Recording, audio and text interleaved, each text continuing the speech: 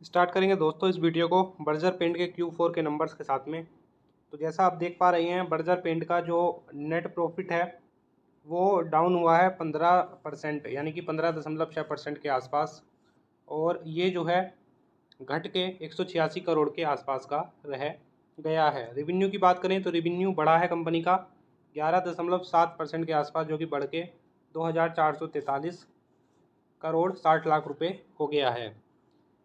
पिछले साल अगर हम कंपनी का नेट प्रॉफिट देखें तो 220 करोड़ के आसपास का नेट प्रॉफिट हमें कंपनी का देखने को मिल रहा था। अब यहाँ पे क्या है कि 15% के आसपास गिरावट है, गिर के जो है 186 करोड़ का नेट प्रॉफिट है। तो अब ये गिरा इसलिए है दोस्तों कि यहाँ पे जो है एक फायर इंसिडेंट हुआ था इनके गोवा के प्लांट में, जिस वजह से इनका काफ़ी नुकसान हुआ था। और बड़ी कंपनियां जो होती हैं, बड़ी या छोटी, तो उनका जो है इंश्योरेंस भी होता है। इस तरह की जब घटनाएं होती हैं कंपनी में तो वहाँ पे इंश्योरेंस भी होता है। तो इंश्योरेंस क्लेम के लिए इन्होंने दिया है, जो कि अंडर प्रोसेस है।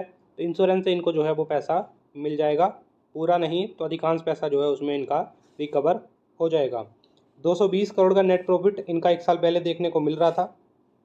रिवेन्यू की बात करें तो रिवेन्यू बढ़ा है 12% के आसपास, जो कि बढ़ के 2443 करोड़ के आसपास का हो गया है।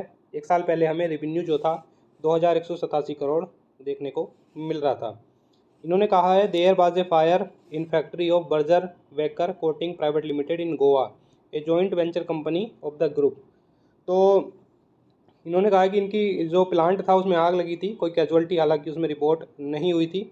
वहाँ पे क्या है, इनका जो नुकसान है 25 करोड़ के आसपास, 25.35 करोड़ के आसपास का जो है इनको वहाँ पे नुकसान हो गया था उस आग लगने की वजह से। इन्होंने क्लेम सबमिट किया है, क्लेम का पैसा इनको मिल जाएगा, यानी कि 25 करोड़ के आसपास जो है इनको रुपया मिल जाएगा। तो आप 186 करोड़ में अगर 25 जोड़ते हैं तो लगभग जो है 220 करोड़ रुपया इनको जो है तो टोटल इनके पास जो है आ जाएगा, जो कि पिछले साल का जो नेट प्रॉफिट है उसके लगभग लगभग बराबर हमें देखने को मिल जाएगा। Q4 के मार्जिन की बात करें तो वहाँ पे इम्प्रूवमेंट देखने को मिली है। किस वजह से इम्प्रूवमेंट देखने को मिली है? Lower raw material price. तो जैसा मैं वीडियो में बताते रहता हूँ कि जो इस तरह की कंपनियाँ होती है, पेंट बनाने वाली या मटेरियल से रिलेटेड सीमेंट बनाने वाली मेटल कंपनियाँ, ठीक है, या फिर प्लास्टिक के प्रोडक्ट बनाने वाली कंपनियाँ, तो उनका जो मार्जिन होते हैं, उनके जो मार्जिन होते हैं वो रॉ मटेरियल पे काफ़ी ज़्यादा डिपेंड होते हैं। रॉ मटेरियल सस्ता मिलता है तो मार्जिन बढ़ते हैं, रॉ मटेरियल अगर महंगा मिलता है तो मार्जिन जो है टूट जाते हैं। तो मार्जिन इनका बढ़ा है क्योंकि मटेरियल का जो प्राइस था वो लो रहा है, उस वजह से जो है इनका मार्जिन यहाँ पे बढ़ा है। पूरे फिजिकल 2023 की बात करें तो इनका जो नेट प्रॉफिट है 3.3% तक बढ़ा है, जो कि 832 या 33 करोड़ के आसपास से बढ़ के जो है 860 करोड़ का हो गया है। कंसोलिडेटेड रिवेन्यू की बात करें तो 10,567 करोड़ रहा है। पूरे 2023 में 20% की ग्रोथ इसमें भी हमें देखने को मिल रही है।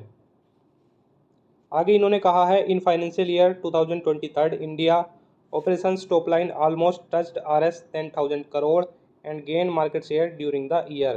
तो जैसा हमने बताया जो रेवेन्यू है इनका 10,567 करोड़ का है, यानी कि 10,000 के पार हो गया है। अब बर्जर पेंट की कंपनी के बारे में अगर देखें तो कंपनी जो है हमें कमाल की ये लगती है, लॉन्ग टर्म में कैरी करने लायक कंपनी है। 688 रुपये का करंट प्राइस कंपनी का अभी के समय में देखने को मिलता है।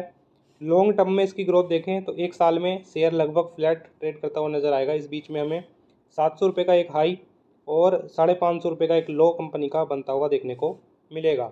5 साल की ग्रोथ देखें तो 5 साल में अपने जो इन्वेस्टर हैं उनका पैसा डबल करके इस कंपनी ने दिया है, यानी कि अच्छी खासी ग्रोथ हम मान के कंपनी में चल सकते हैं। मैक्सिमम रिटर्न की बात करें तो 36,203% का रिटर्न है, यानी कि अपने इन्वेस्टर का पैसा इसने 263 गुना करके जो है, सॉरी 200 नहीं 363 गुना करके जो है दिया है। तो अच्छा खासा रिटर्न हम लॉन्ग टर्म में इसका जो है मान के चल सकते हैं। कंपनी कमाल की है, डिस्काउंट पे अवेलेबल है, बाई करने के लिए जाया जा सकता है।